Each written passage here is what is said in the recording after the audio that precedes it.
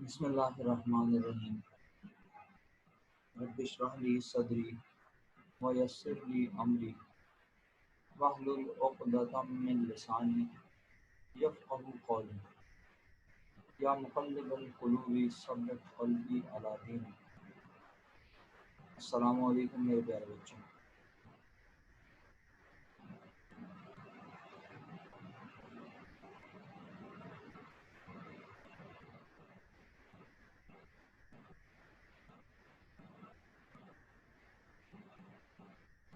क्या मैंने आपको कोई होमवर्क दिया था?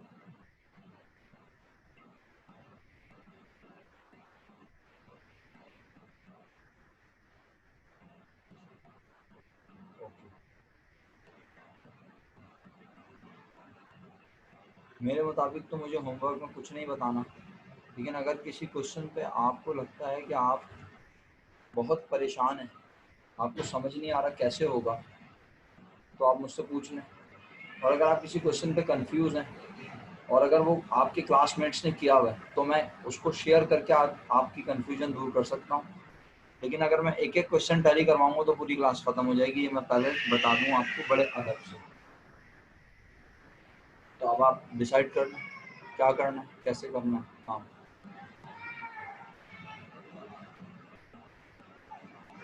दो सवाल मेरे पास लिखे हुए हैं अभी तक। एक 2015 प्राइवेट के बारे में कहा है कि टैली करवा दें, एक 2007 रेगुलर क्वेश्चन 1B के बारे में कहा गया है टैली करवा दें। ये दो क्वेश्चन की फरमाइश आई है मेरे पास।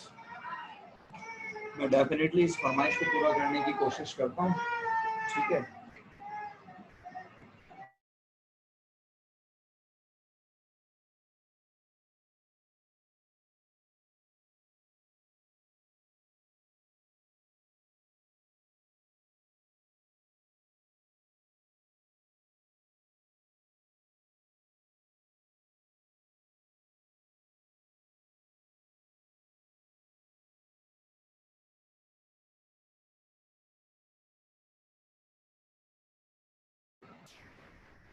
ठीक है जी। आप लोगों के क्वेश्चंस मैंने सुन लिए हैं, देख भी लिए। 15 प्राइवेट के बारे में भी बात होगी, 7 रेगुलर के बारे में भी बात होगी, 11 रेगुलर के बारे में भी बात होगी, 4 में सेल की अमाउंट भी बताऊंगा। कुछ रह गया? वैसे होमवर्क में कितने सवाल थे?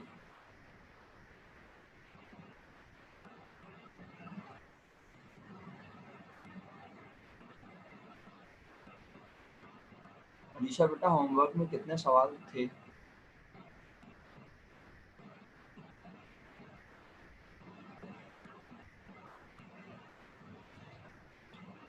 अच्छा, ओके ओके, ठीक है।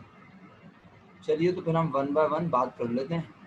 अब ये देखते हैं कि जी जी बिल्कुल, मैं समझ गया। मुझे बताइए, 15 प्राइवेट के जवाबात आप मुझसे शेयर कर सकते हैं? अगर किए हुए हैं तो अच्छी बात, नहीं किए हुए तो फिर थोड़ा मुश्किल हो जाएगा मैनेज करना। बहरहाल मिलजुल के करेंगे, जैसे हो सकता है करेंगे इंशाल्लाह। अच्छा,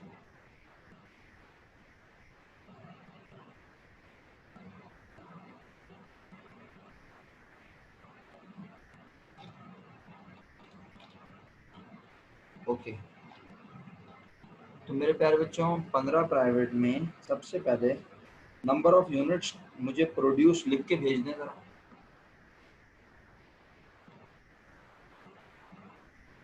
बस सब ना भेजें, वरना फिर वो पीछे सारे जवाब चले जाएंगे। 74,000 यूनिट्स प्रोड्यूस, पहले रिक्वायर्ड का आंसर। दूसरे रिक्वायर्ड का आंसर, फिनिश गुड्स एंडिंग की वैल्यू लिख के भेज दें। वैल्यू, यूनिट्स तो गिवन है ना 1500, उसकी वैल्यू लिख के भेज। सर जी मैडम। सर यूनिट मैन्युफैक्चर जो है उसका आंसर मेरा 86 आ रहा है, 86,000। अच्छा, अब मेरी बात सुनिएगा ध्यान से। 80,000 सोल्ड यूनिट में 1500 ऐड किए, 81,500 आ गया। इसको कहते हैं यूनिट्स अवेलेबल। सर माइनस, मैंने माइनस किया है सर। तो गलत किया ना सर बेटा। दोनों दिए मैं ना। जब उल्टा चलेंगे तो माइनस प्लस होगा, प्लस माइनस होगा। सीधा काम करते हैं, आप एंडिंग यूनिट्स को क्या करती हो? सर ऐड करते हैं, माइनस करते हैं। ऐड करते हैं माइनस करते हैं, समझ में नहीं आया आप क्या बोलना चाह रही हैं। सर माइनस करते हैं। जी माइनस करते हैं।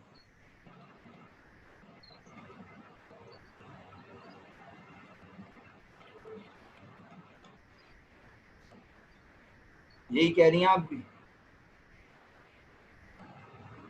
एंडिंग यूनिट्स को क्या करते हैं? एंडिंग यूनिट्स को सर माइनस करते हैं ना। तो जब मैं उल्टा जाऊंगा तो क्या करूं कि मेरे पास 25,000 आ जाए? ऐड, फिर तो ऐड करेंगे। तो मैं भी यही कह रहा हूँ बेटा कि 80,000 सर में। मैंने 6000 लिखा हुआ है 80 के अंदर, तो मेरा इसलिए आंसर 86 आ रहा है। देखें अब आपका आंसर गलत आ रहा है तो मैं उसको सही करने का तरीका अर्ज कर रहा हूँ, आप जी सुनिए। सर। 80,000 में प्लस हुआ 1,500, माइनस हुआ सही है। 7,500। सही है। बस माइनस 7,500 करने के बाद जो जवाब आ रहा है वो करेक्ट है, और वो है कितना? 74,000। ओके, इसके बाद सर सीजीएम भी निकालिए इसमें।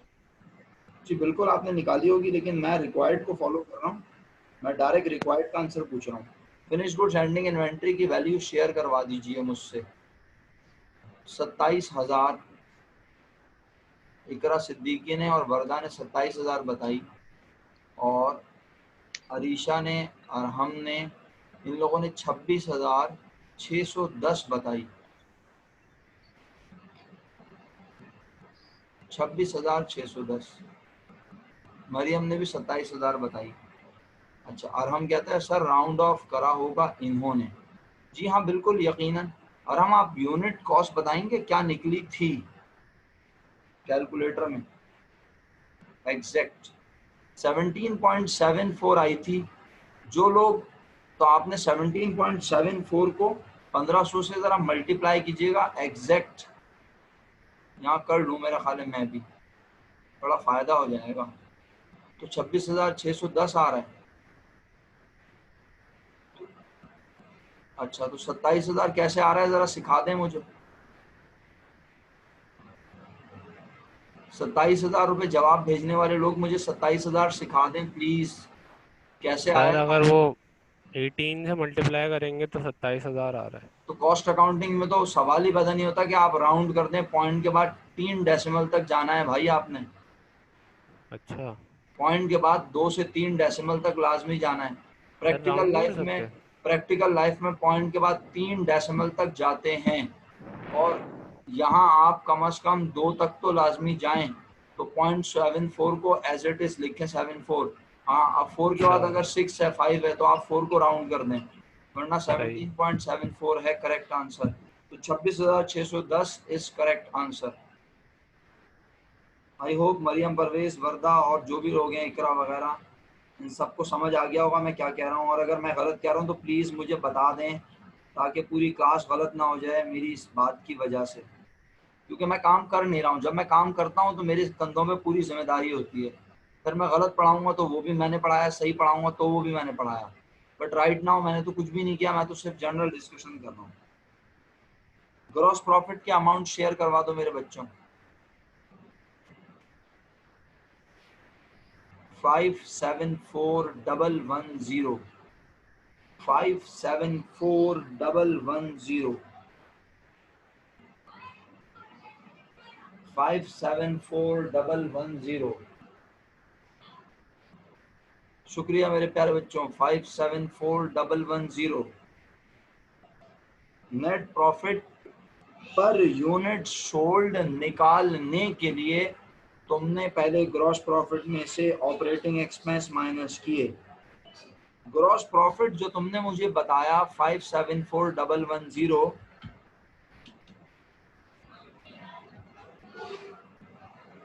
574,110 जो आपने मुझे ग्रॉस प्रॉफिट बताया, आपने इसका लिया होगा लाजमी 45%। ये ऑपरेटिंग एक्सपेंस की अमाउंट आई होगी, आपने इसमें से इसे लेस कर दिया होगा। 3,15,760। अब आपने यहाँ पे अगर 50 किया है तो यहाँ 60 है यहाँ, और अगर आप राउंड पॉइंट में लिख रहे हैं तो आप 0.5 करके लिख लीजिए, मुझे कोई एतराज़ नहीं। 3,15,760 रुपये। इसके बाद लेकिन वहाँ यहाँ राउंड अगर कर रहे हैं तो मसला क्यों नहीं होगा, क्योंकि यहाँ प्रॉफिट की बात हो रही है ओवरऑल। वहाँ एक यूनिट की कॉस्ट ज़्यादा या कम करने से सारे यूनिट्स की कॉस्ट पे फ़र्क पड़ेगा, और फिर जवाब में 2, 3, 400, 500 रुपये तक का फ़र्क आएगा। ये बात बड़े अदब से आपकी खिदमत में पेश करता चलूँ कि जी कोमल, ये मैं बात कर रहा हूँ 2015 प्राइवेट की। सर अगर हम 27,000 पेपर में लिख के आ जाएं तो क्या वो गलत ट्रीट करेगा? मेरा ज़ाती ख्याल है कि वो गलत ट्रीट नहीं करेगा, लेकिन हो सकता है इस पे वो आपके 1 से 2 नंबर शायद काट ले, शायद, डिपेंड करता है। देखें हर तरह के लोग वहाँ आके कॉपी चेक कर रहे होते हैं, तो मैं इसमें आपको गारंटी नहीं कर सकता कि भाई क्या है, लेकिन आप जितना क्लोजेस्ट काम करेंगे उतना अच्छा होगा। तो फाइनली आपने ग्रॉस प्रॉफिट के अमाउंट में से इसे लेस किया तो ये नेट प्रॉफिट आ गया। लेकिन क्या उसने नेट प्रॉफिट पूछा हुआ है? उसने कहा net profit per unit sold, यानी आपने इस नेट प्रॉफिट के अमाउंट को डिवाइड कर दिया, आपने इस नेट प्रॉफिट के अमाउंट को डिवाइड कर दिया जितने यूनिट आपने बेचे हैं, और अगर मैं गलत ना हूं तो आपने 80,000 यूनिट बेचे हैं। ये आपके पास आ गया। अब जो आया मैं यहाँ लिख के दिखा देता हूँ। अब जो आया इसका नाम है नेट प्रॉफिट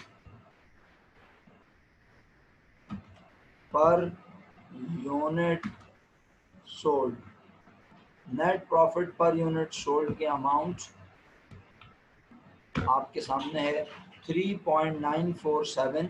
अगर आप इसे राउंड करके लिखना चाहते हैं तो आप इसे लिखेंगे 3.95 राउंड करके, और अगर आप 3 डिजिट तक जाना चाहते हैं तो फिर आप लिखेंगे 3.947। एक यूनिट बनाकर बेचने पर हमें इतने रुपए मुनाफा हुआ। क्वेश्चन मेरे मुताबिक कंप्लीट हुआ। दूसरा सवाल अरहम का था। जी अरहम आप बताइएगा। अरहम यार बता दें, क्योंकि जाहिर सी बात है ऊपर जा चुकी है सारी चैट, तो मेरे लिए ज़रा थोड़ा मुश्किल हो जाएगा। आप यार बता देंगे तो मैं जल्दी से आ जाऊँगा। Arham are you there? भाई मुझे यार बता दो। 2007 रेगुलर क्वेश्चन 1B पे आ जाए पूरी क्लास। 2007 रेगुलर क्वेश्चन 1B पर आ जाए पूरी क्लास।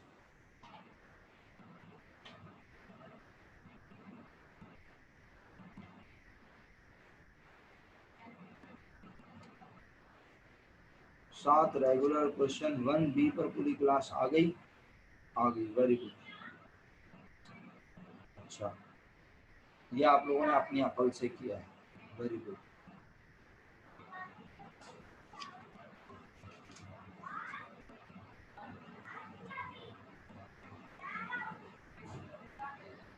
भाई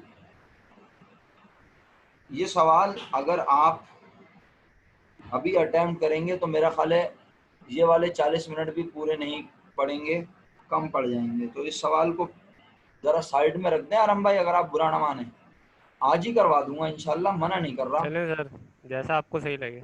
हाँ नहीं मतलब इसमें ऐसा नहीं है कि ये आपके लेवल पे नहीं है, लेकिन अगर मैंने ये अरहम बताना शुरू किया ना तो ये यूनिट भी कम पड़ जाएगा। तो मेरा ख्याल है पहले मैं 2 लोग रह गए, एक रिफत हैं और एक अरीशा हैं, अगर मैं गलत ना हूँ। पहले इन दोनों के सवाल के जवाब देता हूँ, फिर तुम्हारे 2007 रेगुलर पे बात शुरू कर दूंगा। ठीक है, सवाल बिल्कुल वैलिड है तुम्हारा, बेहतरीन क्वेश्चन है, और पूरी फाइवर में अपनी नौयत का शायद ये एक सवाल है, और बिल्कुल इसी जैसा सवाल पता नहीं 17, 18, 19 में एक आध बार आया है, बिल्कुल ऐसा ही है तकरीबन, या शायद अभी तक सर नहीं आया। 15 प्राइवेट। 15 में आया है ना? चलो शुक्र अल्हम्दुलिल्लाह। हम्म। बहरहाल हम 7 कर लेंगे तो 15 तुम खुद करने के काबिल हो जाओगे। क्या 15 की अमाउंट सेम तो नहीं है बिल्कुल? नहीं सर, बस वो मेथड सेम दिया हुआ उसने।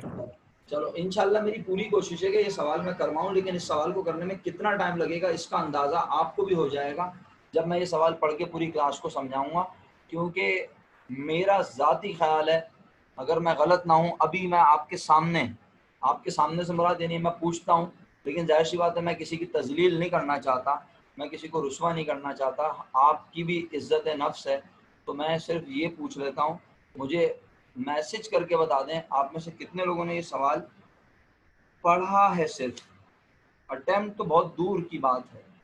2007 रेगुलर में 2007 रेगुलर कॉस्ट अकाउंटिंग का पेपर क्वेश्चन 6 या 1 होगा आपकी 5 ईयर में। इसका B part, from the following information compute the net cost of raw material purchase during the year. एक पैराग्राफ है बस पूरे सवाल में, बस एक पैराग्राफ, खत्म। इस एक पैराग्राफ को पढ़ने के बाद आपने, चलो अभी तक एक रिप्लाई आया है मेरे पास 21 लोगों में से। सर अख्तर हैं क्या क्लास में? सर अख्तर नहीं है।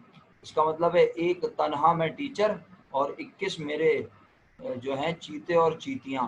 तो 21 चीते और चीतियों में से वर्दा 1, समी कहता नहीं पढ़ा, ओके, इकरा 2, और नहीं अभी ही पढ़ा है वो तो छोड़ें, अभी नहीं, अभी ही पढ़ा है वो छोड़ दें। 2 लोग कहते हैं पढ़ा है, और जो 2 लोग कहते हैं पढ़ा है वो ये बताएं पढ़ के कर लिया या कैसा महसूस किया।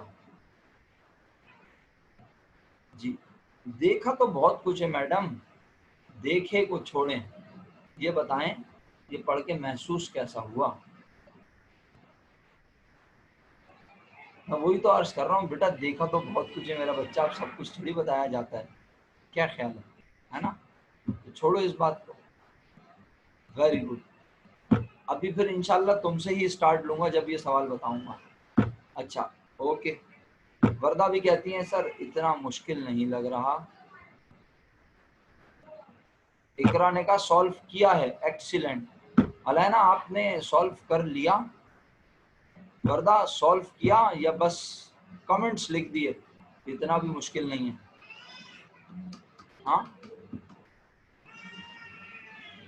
किसी ने सॉल्व किया, किसी ने आंसर निकाला?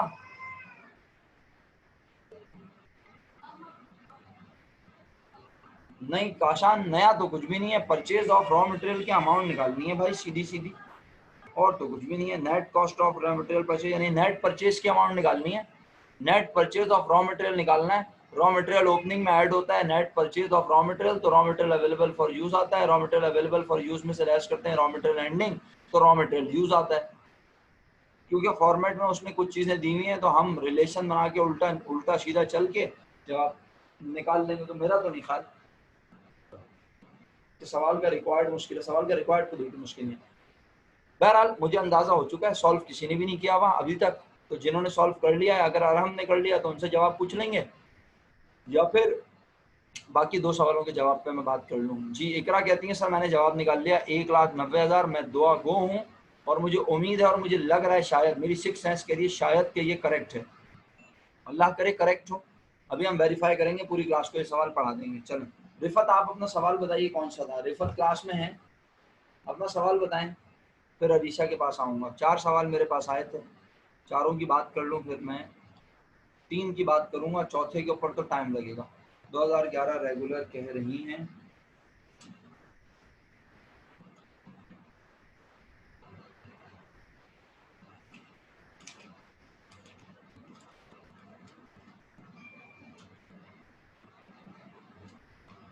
ये तो हलवा है बेटा, इसमें तो कुछ भी नहीं है। अमाउंट वेरीफाई करवा दूं बोलो तो बस। 11 रेगुलर में तो कुछ नहीं है। हाँ है, हाँ है, सही है सही है। हलवा नहीं है भाई, हलवा नहीं है, माजरत चाहता हूँ। 2011 रेगुलर हलवा नहीं है, हलवा नहीं है। थोड़ा सा ट्रिकी है, थोड़ा सा ट्रिकी। कैसे, आओ बताता हूँ।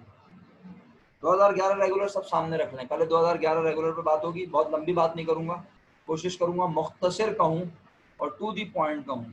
2011 रेगुलर क्वेश्चन नंबर 6, जिन्होंने अटेम्प्ट किया हुआ है वो हैंड रेस करें। जिन्होंने अटेम्प्ट किया हुआ है 2011 रेगुलर का क्वेश्चन, वो हैंड रेस करें। और हैंड रेस का मतलब होगा कि फिर वो मुझे हेल्प करेंगे अमाउंट्स बताने में। एक भी हैंड रेस नहीं हुआ अभी तक। 2011 रेगुलर का क्वेश्चन किसी ने लिख के किया हुआ है तो वो हैंड रेस कर दे। किसी ने भी नहीं किया हुआ। अल्लाह अकबर, ये होमवर्क ना देने का अंजाम है। मैं ईयर लिख के बोल दूं तो होमवर्क हो जाता है, मैं ईयर लिख के ना बताऊं तो होमवर्क नहीं होता। मैं जो जो सवाल पढ़ाता जाऊंगा क्लास में बस वो करते हैं मेरे बच्चे। जो जो क्वेश्चन मैं ना पढ़ाऊं तो वो समझते हैं कि बस ये नहीं पढ़ा रहे तो छोड़ दो। ये भी अच्छा एटीट्यूड है। हरीशा ने हैंड रेस किया, पहला हैंड रेस हुआ है 21 लोगों में से एक तो रिफत आपने किया है इसको या पढ़ के ब्लड प्रेशर डिस्टर्ब हुआ?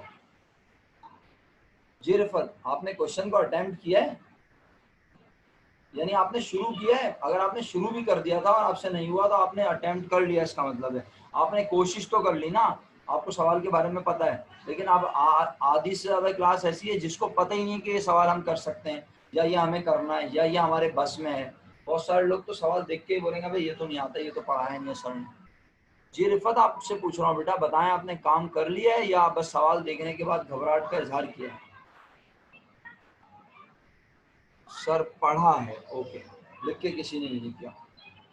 अगर मुझे आपकी तवज्जो नहीं मिली तो मैं पहले बता रहा हूँ मैं अपनी बात समझा नहीं पाऊंगा। आप सुन लिया आप सबने? मैंने कहा अगर मुझे आपकी तवज्जो नहीं मिली तो मैं आपको अपनी बात समझा नहीं पाऊंगा।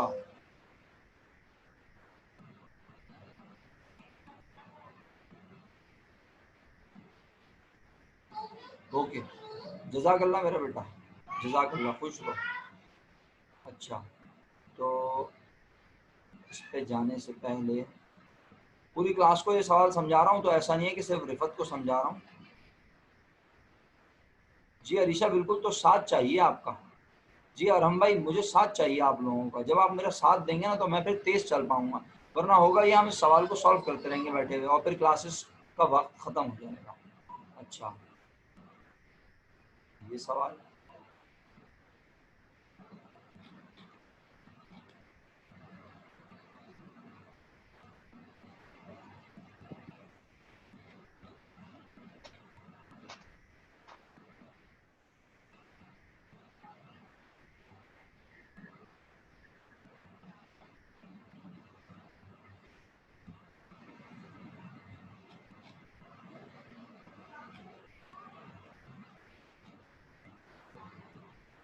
जी मेरे बच्चों, CGM पता हो, बड़ा करने की जरूरत तो नहीं है सवाल को। CGM पता हो तो रिक्वायर्ड क्या है सवाल का? Prepare statement of cost of goods manufactured, और कह रहा है some information for this statement is not listed above but can be computed from the data given.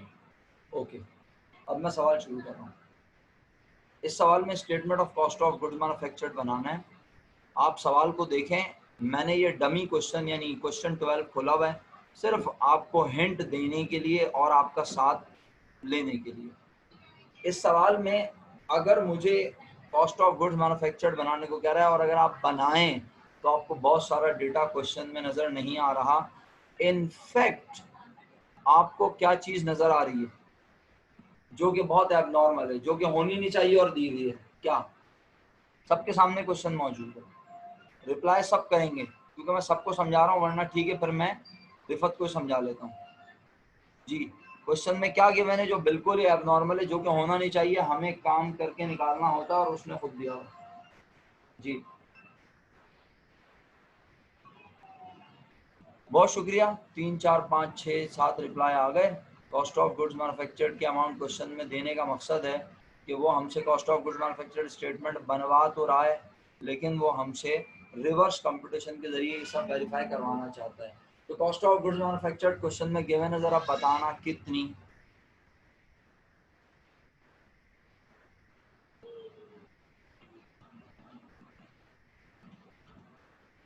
चौबीस लाख 30,000। 24,30,000 रुपये अगर गिवन है तो अब आप कहेंगे उल्टा चलना चाहिए। जब आप उल्टा चलने की बात करेंगे तो आपको क्या पता होना चाहिए?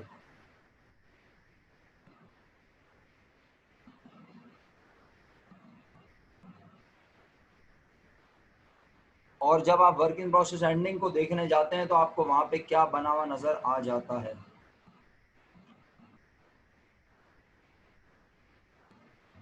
पिछले सवालात में जब उसने cost of goods manufactured statement बनाने को कहा, जैसे कि क्वेश्चन 12 मैंने आपके सामने इसीलिए खोला, तो उसने क्या किया कि उसने कॉस्ट ऑफ WIP एंडिंग की अमाउंट बराबर क्लियरली बताई, मेंशन की। हमने उसे WIP एंडिंग कहा और उसके अलावा उसने सवाल में WIP ओपनिंग के बारे में भी क्लियरली बात की। लेकिन इस सवाल में जो अभी आप कर रहे हो कॉस्ट ऑफ गुड मैन्युफैक्चर्ड देकर उसने WIP एंडिंग की अमाउंट गायब कर दी। जब ये गायब कर दी तो मेरे लिए ये निकालना फिलहाल हो गया नामुमकिन। सर क्यों नामुमकिन हो गया? आप सीधा स्टेटमेंट बना लें। बेटा अगर तुमने सवाल एक बार भी पढ़ा है तो तुम इस बात से एग्री करोगे कि सीधा स्टेटमेंट तो बन ही नहीं आया जवाब। सीधा स्टेटमेंट तो बन ही नहीं सकता क्योंकि डेटा मिसिंग है ना, डेटा मिसिंग है ना। आप रॉ मटेरियल यूज्ड ही मालूम नहीं कर सकते सीधे तरीके से। उसने कॉस्ट ऑफ गुड मैन्युफैक्चर्ड के बाद FOH बताया है, और FOH भी किस तरह बताया है, जरा अंग्रेजी पढ़िएगा। Factory overhead 80% of direct labour, यानी किस चीज की अमाउंट दी है पहले ये बताओ। मैंने पढ़ा ना factory overhead 80% of direct labour. तो मैं ये पूछ रहा हूँ पहले मुझे फैक्ट्री ओवरहेड किस चीज की अमाउंट दी हुई है ये बताओ। नहीं बेटा, गलती की गुंजाइश नहीं है मेरा बच्चा। हाँ, अंग्रेजी अगर पढ़नी नहीं आती तो मसला कश्मीर है। देखा, अब 4 लोगों ने बोल दिया सर डायरेक्ट लेबर की अमाउंट दी है। पता है क्यों? क्योंकि माजरत के साथ वो अंग्रेजी पता है कैसे पढ़ते हैं, वो ऐसे पढ़ते हैं फैक्ट्री ओवरहेड 80% ऑफ, और इसके ऊपर उन्होंने भेजी लानत, तेजाब फेंक दिया और आगे बोला डायरेक्ट लेबर 5,35,200। क्या करूं मैं ऐसे लोगों का जो BCom पार्ट 2 में है और उन्हें अंग्रेजी भी नहीं पढ़नी आती? कुछ भी नहीं, वो भी मेरे बच्चे हैं, उनको भी मैं बर्दाश्त करूंगा, उनको भी मैं ही पढ़ाऊंगा। वो भाई कह रहा है फैक्ट्री ओवरहेड 80% है डायरेक्ट लेबर का, और आगे 5,35,200 दिया हुआ है, तो ये डायरेक्ट लेबर की अमाउंट नहीं है, ये FOH की अमाउंट है। पहले FOH लिखा है तो FOH की अमाउंट बता रहा है वो, और FOH की परसेंटेज दे रहा है कि FOH खुद 80% है किसका? डायरेक्ट लेबर का, जो कि नहीं पता। क्या पता है? FOH पता है। FOH की अमाउंट भी दे दी और FOH का। इतना स्लो रिस्पॉन्स करेंगे तो मैं पढ़ा ही नहीं सकूंगा। 19 लोग हैं और इतना स्लो रिस्पॉन्स। FOH की अमाउंट दे दी और FOH का दे दिया रेट, रिश्ता किसके साथ, किसके साथ दिया? तो FOH कहा कितने परसेंट है, FOH कहा कितने परसेंट है, शुक्रिया 80%। किसका?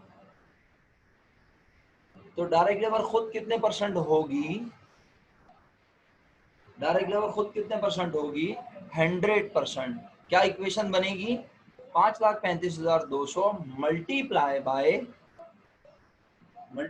बाय डिवाइडेड बाय, अल्लाह अकबर, बिस्मा 180 बोल दिया आपने, यकीन करें मेरे पैरों में बहुत शदीद हार्ट अटैक आया।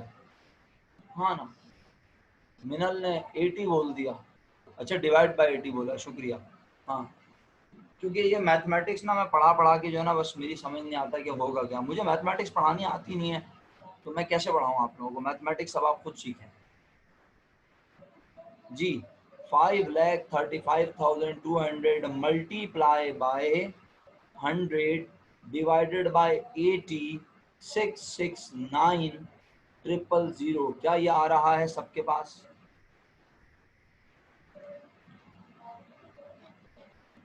अगर ये आ रहा है तो ये क्या पता चल गया बोलो। इसका मतलब है तुम्हें FOH और डायरेक्ट लेबर समझाने के लिए बोल रहा हूँ, पता चल गए। इनको कर देता हूँ ग्रीन, ये पता चल गए। चलो ठीक है भाई, पता चल गए। ये पता है, हाँ पता है, फर्ज कर रहा हूँ इसे हम समझाने के लिए। ये पता है, हाँ पता है। क्या नहीं पता? ये नहीं पता, रेड कर दिया। और total cost of work in process ये भी नहीं पता। क्यों? क्योंकि ये इन तीनों का सम, क्योंकि इन तीनों का सम भी नहीं पता। जब इन तीनों का सम नहीं पता तो ये अमाउंट भी फिलहाल नहीं पता। और अगर एंडिंग इन्वेंट्री दी हुई होती WIP की तो मैं इस CGM में इसे कर लेता, बोलो क्या, प्लस, तो मुझे total cost of work in process पता चलती, इसमें से मैं WIP ओपनिंग को कर देता लेस, तो मुझे टोटल मैन्युफैक्चरिंग कॉस्ट पता चलती, इसमें से मैं दोनों को लेस करता, मुझे रॉ मटेरियल यूज पता चलता, और फिर रॉ मटेरियल यूज में एंडिंग इन्वेंट्री को प्लस करता और रॉ मटेरियल ओपनिंग को लेस करता। मेरे पास raw material available for you, raw material net purchase आ जाता। लेकिन ये ना हो सका। अच्छा, तो फिर क्या हुआ? हम तो यहीं पे फंस गए प्यारे बच्चों। ये 2 निकाल लिए और अब यहाँ से आगे भी नहीं जा सकते क्योंकि तीसरी चीज नहीं पता तो सम नहीं पता, और जब सम नहीं पता तो मैं इसमें क्या ऐड करूँ 48 में कि ये आ जाए, और फिर एंडिंग भी कमबख्त नहीं पता। बहुत बुरे तरीके से फंसे। पहले आप समझ लें भाई सवाल, यकीन करें अगर सवाल समझ नहीं आया तो सब बेकार हो जाएगी मेहनत। दोनों सवाल बड़े आला हैं, एक ये सवाल और दूसरा इससे भी आला सवाल, और हमने निकाला हुआ है जिस पे क्लासेस खत्म हो जाएंगी आज, मेरा तजर्बा ये कह रहा है जी। तो अब बताएं आप क्या करेंगे इस सवाल को करने के लिए? अगर आप कहते हैं तो आइए मैं अमाउंट प्लेस कर देता हूँ, मुझे कोई प्रॉब्लम नहीं है। WIP ओपनिंग है इस सवाल में, जल्दी बताओ कितनी? शाबाश, यहाँ अमाउंट प्लेस। अब यार ये क्वेश्चन 12 था, मैंने यहाँ गड़बड़ कर दी। ऐसा करता हूँ ना, इसको बना देता हूँ ये क्वेश्चन, मूव और कॉपी एंड कॉपी। कौन सा है ये? 2011 रेगुलर, ठीक है। और अब यहाँ अमाउंट ले आता हूँ 24,30,000। नहीं पता, नहीं पता, नहीं पता। ये 2 पता हैं, इनके अमाउंट लिख देता हूँ जो हमने भी लिख ली थी। 5,35,200 और ये क्या था? 6, बताना मुसलमानों ये क्या था? 6,69,000 यही था, 6,69,000। अब मसला ये है कि भाई तीनों पता होते तो ये पता चल जाता, तो फंसे हुए ना, रॉ मटेरियल यूज भी नहीं पता। रॉ मटेरियल एंडिंग पता है? सवाल में देख के बताओ। रॉ मटेरियल एंडिंग पता है सबको? देख के बताओ कितनी है, बोलो जी। हफ्सा, कोमल, समी, रॉ मटेरियल एंडिंग बता दो कितनी है? 1,44,000। शुक्रिया आपके बताने का, नहायत शुक्रगुजार हूँ मैं, आपने सही बताया। अच्छा, अब ये नहीं पता तो नेट परचेज भी नहीं पता, यानी ये दोनों पता होते ऐड करके raw material available for use आता है, इसमें से लेस कर देता क्या? ये, यानी सुनना, जब ये अमाउंट पता चल जाती तो मैं इस अमाउंट में से इसे लेस कर देता, तो मुझे नेट परचेज की अमाउंट पता चल जाती। समझ रहे हैं? नहीं समझ रहे? ये अमाउंट पता चल जाएगी ना जैसे उल्टा चलते हुए, तो फिर मैं कहूँगा ये अमाउंट पता है और ये पता है, तो इसमें से, इस अमाउंट में से इसे लेस करूँगा, ये पता चल जाएगा। चलो फिलहाल सारी अमाउंट प्लेस करवाओ। WIP ओपनिंग की अमाउंट बताओ कितनी है? सारी अमाउंट लिख दूँ तुम्हें? जिनको समझ नहीं आ रहा ना उनको ऐसे समझ आएगा कि अब मैं फॉर्मेट बना रहा हूँ जी। बोलो, रॉ मटेरियल WIP ओपनिंग की अमाउंट है क्वेश्चन में?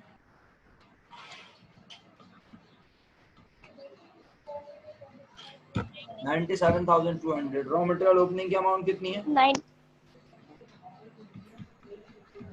1,32,000 रॉ मटेरियल ओपनिंग की। अब परचेज ऑफ रॉ मटेरियल हुआ होगा या नहीं?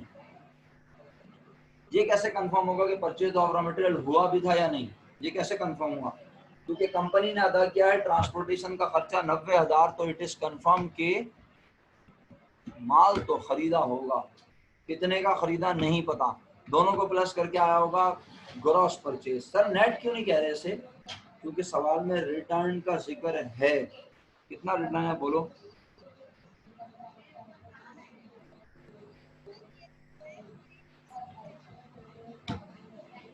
48,900। बिल्कुल, ये लिख दिया मैंने, सही है। अब इस अमाउंट में से ये लेस हुआ होगा तो नेट परचेज आई होगी, जो कि हमें नहीं पता। ये और ये अमाउंट ऐड हुए होंगे तो ये आया होगा, ये भी नहीं पता। इसमें से एंडिंग लेस हुआ होगा तो ये आया होगा, ये भी नहीं पता। अब मैं सारी अमाउंट लिख चुका हूँ आपके क्वेश्चन की, अगर आप देखें सारी लिख चुका हूँ। अरीशा ने 181,400 इसका आंसर बताया। इसका आंसर अरीशा ने बताया। ये नेट परचेज है अरीशा, या ये अमाउंट है? नेट परचेज, इस सवाल में नेट परचेज निकालनी थी ना? नहीं, इस सवाल में तो स्टेटमेंट बनाने को कहा उसने। तो परचेज की अमाउंट, यानी ये अमाउंट अरीशा कह रही है वो निकाल चुकी है। यहाँ लिख देता हूँ सेफ साइड 181,400। अगर यही है तो बेहतरीन, और अगर नहीं है तो कोई बात नहीं, सीखने का 111 है। 1181400। माजरत चाहता हूँ, 1181, आपने तो 181 लिख के भेजा है मुझे, 400। आपने 181 लिख के भेजा है अरीशा। वो सर गलती से लिख के भेजा टाइपिंग में। फिर दोबारा बोलें क्या है? 1 सर 11 है। 11 1181400। ओके, आप ये कह रही हैं ये है आंसर आपके मुताबिक करेक्ट, सही है। मैं दुआ गो हूँ कि अल्लाह करे ये सही हो। Gross purchase of raw material का। ग्रॉस परचेज, ये बताओ ना परचेज कितना है भाई, परचेज ग्रॉस नहीं बताओ, परचेज बताओ मुझे। ये वाला आप देखो ना, कर्सर कहाँ है? Net purchase of raw material. नहीं, नेट भी नहीं पूछ रहा, ये पूछ रहा हूँ purchase of raw material. One raw material opening के नीचे एक कॉलम पीछे जो परचेज के अमाउंट लिखते हैं वो पूछ रहा हूँ बेटा, कितने निकली है, अगर फॉर्मेट तुमने बनाया है। भाई तुम लोगों ने काम किया है सबने, रिफत